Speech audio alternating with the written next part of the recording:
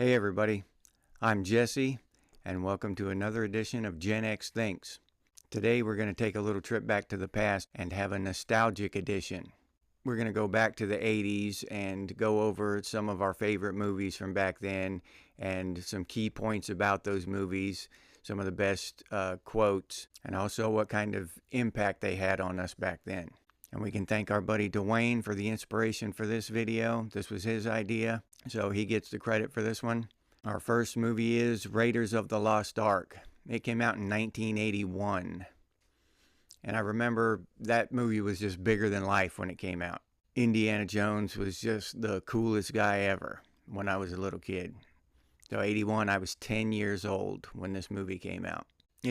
For a 10-year-old, it was pretty graphic. That face melting scene, it was pretty graphic. But it didn't really bother me too much at the time. I'd already seen Jaws, but still, for a 10-year-old to watch the faces melt off at the end, that was pretty good. But Indiana Jones' entire style, I remember wanting a whip. I wanted a whip so bad, but I couldn't have one. My parents wouldn't get me one, but I wanted a whip. Even if I could just carry it around on my belt loop, I would have been happy, but never did get a whip. If any of y'all got a whip, please let me know in the comments. But also that movie spawned video games too. Even Lara Croft, Tomb Raider. That was, obviously styled after Indiana Jones, just a female version of Indiana Jones. So it is pretty cool. Indiana Jones had a pretty big impact on us culturally.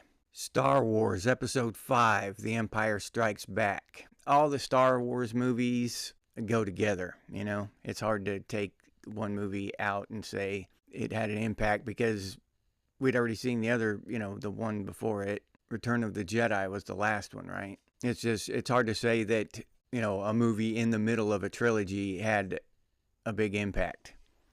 So, but it was a good movie. I remember it. And my memory of the Star Wars movies back then, they kind of run in together with each other because there's always Star Wars toys and video games and all that stuff they tried to sell us, and that we wanted. And it's even hard for me to pick which one I like the best. Honestly, I'm going to go with the first one, episode 4. The first one where Luke Skywalker and Princess Leia, they were first introduced, and to me, that was the best one. And all the other ones since then, they're awesome. I like them. Most of them. I like most of them, but I don't know. They can't compare to that, the first time you see that first movie, Star Wars. They can't compare with that. So my favorite's the first one. E.T., the Extraterrestrial. That one came out in 1982. That movie, I don't know if you remember it or not, but it was just a monster at the box office. It was crazy. And then, of course, everything was branded E.T. You get E.T. candy and toys, and they made a horrible video game that there's a rumor that there's like 3 million copies or 10 million copies of this video game got dumped in a crater, an asteroid crater or something. I don't know. It's one of those urban legends that go around. But it was a horrible video game that was made of it because they tried to rush it to make it coincide with the movie's release, and it was just horrible. But yeah, the cultural impact of E.T. was just phenomenal.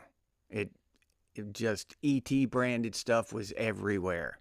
Everywhere you looked was E.T. branded stuff. E.T. toys. I mean, it was just unlimited. You could get E.T. Skittles, E.T. Snickers bar. E.T. Coca-Cola. It was everywhere, literally. You couldn't go outside without seeing some E.T. stuff. And it was a good movie. I'll give it that. It was a good movie. I mean, maybe not my taste today, but when I was a little kid, I liked it. It wasn't. I don't know how to describe it, but it wasn't that. It wasn't a big action movie, bigger than life action movie. It was just a smaller story, a touching story. So it sticks with you, but not to the extent like Raiders of the Lost Ark.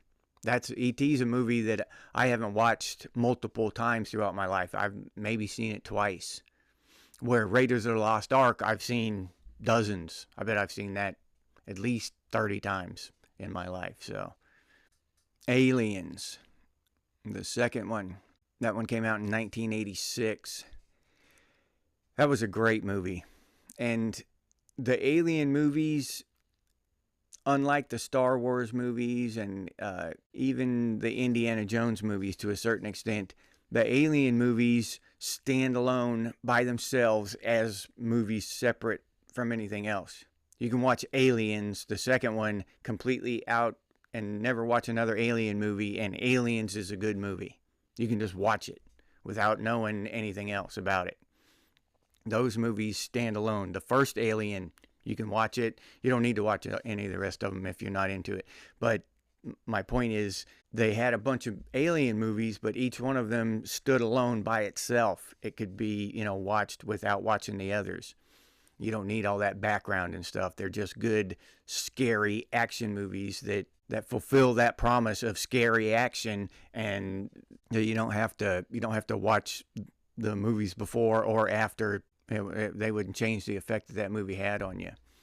And Bill Paxton was my favorite in the Aliens movie, the second one, the one I'm talking about. He was my favorite in that movie. He said he had so many cool quotes. He was like, "Game over, man, game over."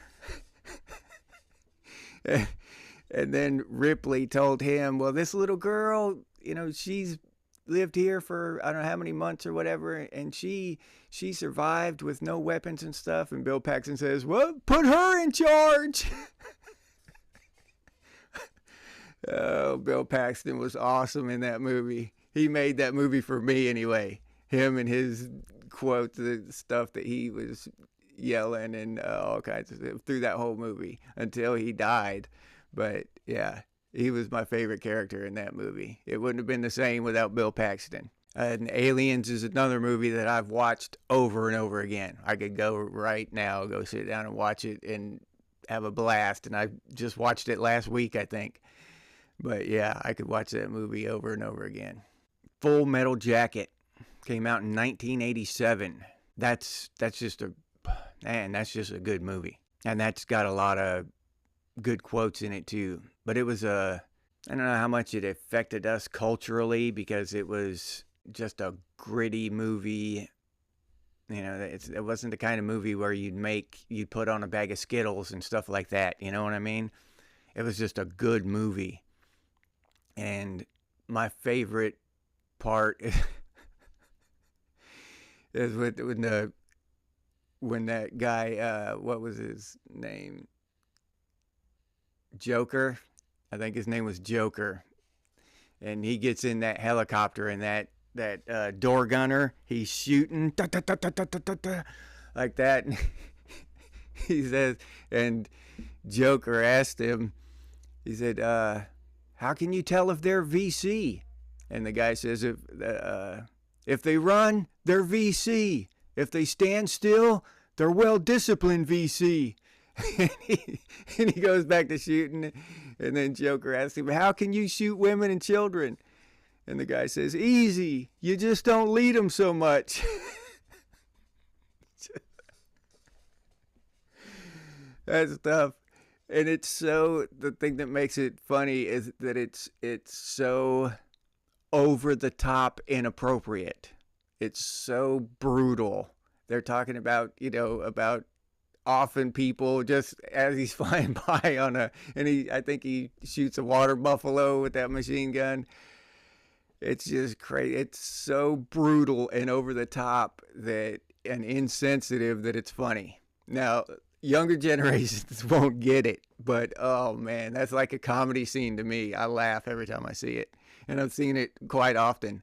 I'm laughing now and I can't, just thinking about it. Yeah, to me, that's hilarious. You can call me weird if you want, but it's hilarious. I can't get over it. Stand By Me. That one came out in 1986. I don't know if you know it or not, but that movie was actually made from a Stephen King novel called The Body, or a short story. Maybe it was a short story sometimes he made those novels that were had 5 short stories in them. I think that was one of them. Night Shift or something was the name of the book. I could be wrong there, but I know it's from a Stephen King story. And that was a great movie when I was a kid. Another movie that didn't push its way into our culture too much, didn't have a lot of Stand By Me stuff, branded stuff, but still great movie. There are so many scenes in that movie that jump out in my head when I start thinking about it. The pie eating contest where the kid pukes all over and gets everybody in the whole audience and everything throwing up. Then the one where they're trying to cross through that junkyard and the dog Chopper, sick balls. You gotta laugh when you see three kids running and they hear that Chopper, sick balls. And then the leech scene where now I'm gonna have a mind cramp. That kid, he played in the Star Trek TV show, and I forget his name now though. But he looks down in his underpants and sees a leech on his stuff, and he faints. That's a funny scene too. Blade Runner. Blade Runner came out in 1982. It kind of flopped at the box office, but then afterward it had a really huge cult following. And I'm one of those people that didn't go see it in the box office, but I really like the movie, and I watch it, I don't know, 2 or 3 times a year nowadays. I just like that movie. And if I go back and if I see it on, Netflix or whatever, I'll probably watch it. And it never had a cultural impact, but it's just a really good, dark, gritty movie with Harrison Ford plays the Blade Runner.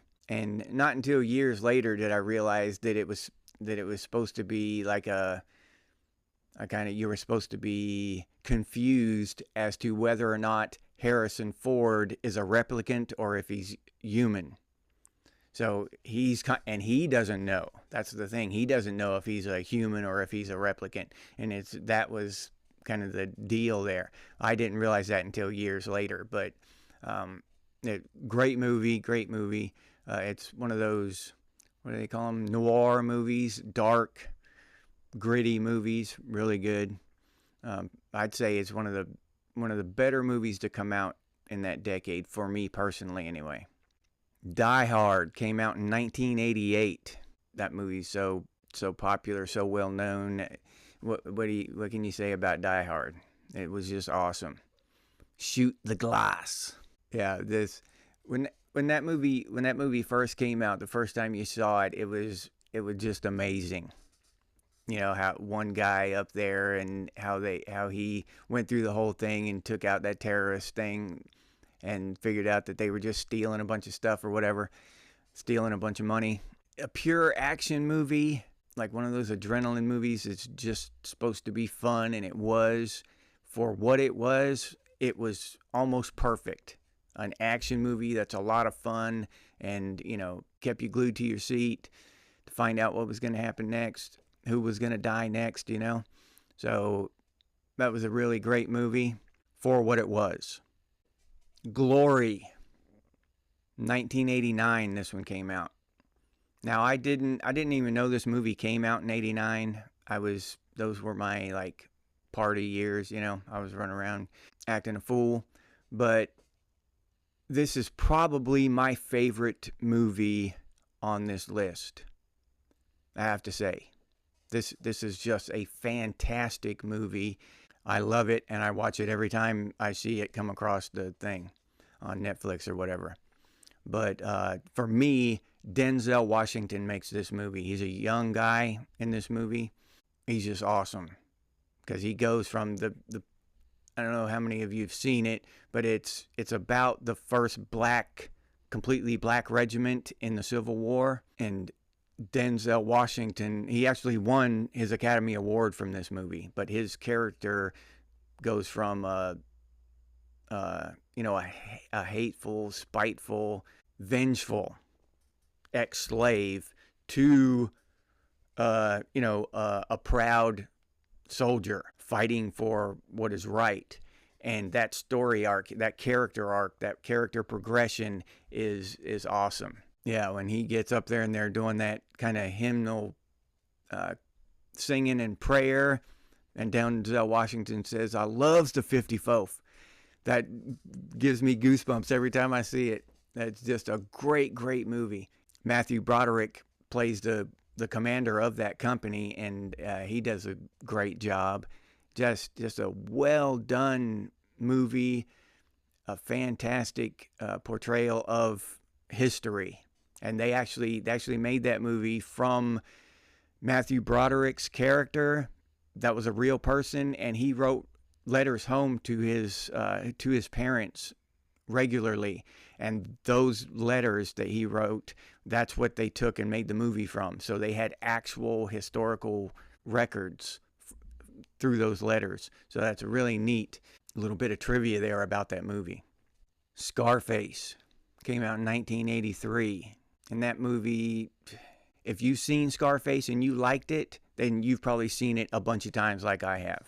That's one of the better movies to ever come out in my opinion. Say hello to my little friend. He's got a big pile of cocaine on his desk, just snorting on it. A grenade launcher. Yeah, that whole movie is really good though. The Thing came out in 1982. That was one of the scariest movies I saw when I was a kid. I would say that movie was as scary or maybe even scarier than Jaws. The Thing freaked me out when I was a kid. Because you couldn't tell who was the monster. At least Jaws, you knew he was in the water. He's in the ocean, right? You get in the ocean, you get bit. This thing could be a dog or a cat or your buddy or, your girlfriend. This thing could be anything. So, yeah, that was a very well done movie back then, especially considering the level of technology. Those special effects were crazy. It was just an awesome movie. Flamethrowers, and yeah, you can't beat that. Watching it as a kid, every kid loves flamethrowers and monsters. So that was a perfect combination there. A Christmas Story came out in 1983. And that's probably my favorite Christmas movie now. I watch it every Christmas. Me and my wife watch it together every Christmas. Just, you'll shoot your eye out. You'll shoot your eye out. Oh, that movie. That's a movie they can never redo. They can't redo that movie in the future, and whenever. They haven't tried yet, and I'm glad, because they can't. It'd just be a waste of time. That movie is perfect. It's classic. That little kid with the glasses, Little Orphan Annie, decoder ring. Don't forget to drink your Ovaltine. That whole movie is just amazing, and I watch it at least once a year, every Christmas. Sometimes 2 or 3 times during that Christmas break. So, yeah, I love that movie. The Princess Bride came out in 1987. Inconceivable. That's another just classic movie. They won't be able to remake that one. That thing was damn near perfect. It was just classic. Amazing movie. What was the Spanish guy? My name is Amigo Montoya. You killed my father. Prepare to die. I destroyed that quote, but you know what I'm talking about. If I can bring back the memory of it, you'll know what I'm saying. I mean, if I can bring back the memory of it for you, then I've done my job. I can't remember that quote exactly how he said it, but when he was fighting that dude, and the guy says, I'm not left-handed, and he switches over, and then Montoya says the same. Well, I'm not left-handed either, and he switches over, and yeah, awesome movie. I tried to take some of the bigger box office movies and some of the movies that were smaller and overlooked, like Blade Runner, ones that aren't always talked about. I feel like, maybe I'm wrong, but I feel like Ferris Bueller's Day Off and Dirty Dancing and Footloose, those are all gone over many, many times when we're talking about movies from the 80s. We all know, the ones that are the most burned into our minds, through pop culture. So I want to talk about some that were a little bit out of the way, a little bit off the main beaten path, but you've probably watched, but aren't so beaten to death nowadays and talked about constantly. So that was my premise today. I hope you enjoyed it. I really do. If you did, please like and subscribe and comment down below. If I forgot a movie that maybe you think should have been on there on the list, then please remind me. And if you'd like to support the channel by buying me a cup of coffee, I'll throw the link down in the description below. And if you'd like to support the channel in another way, you can always share this video on your social media. And as I said earlier, this video was inspired by Dwayne. So if you have any ideas for videos that you'd like to see come to life on an episode of Gen X Thinks, then please drop those down in the comments. And if you're interested in any Gen X gear, I put that link down in the comments too. Thanks again for watching. Thanks for subscribing. I really appreciate it. And as always, stay frosty, Gen X, and I'll see you on the next one.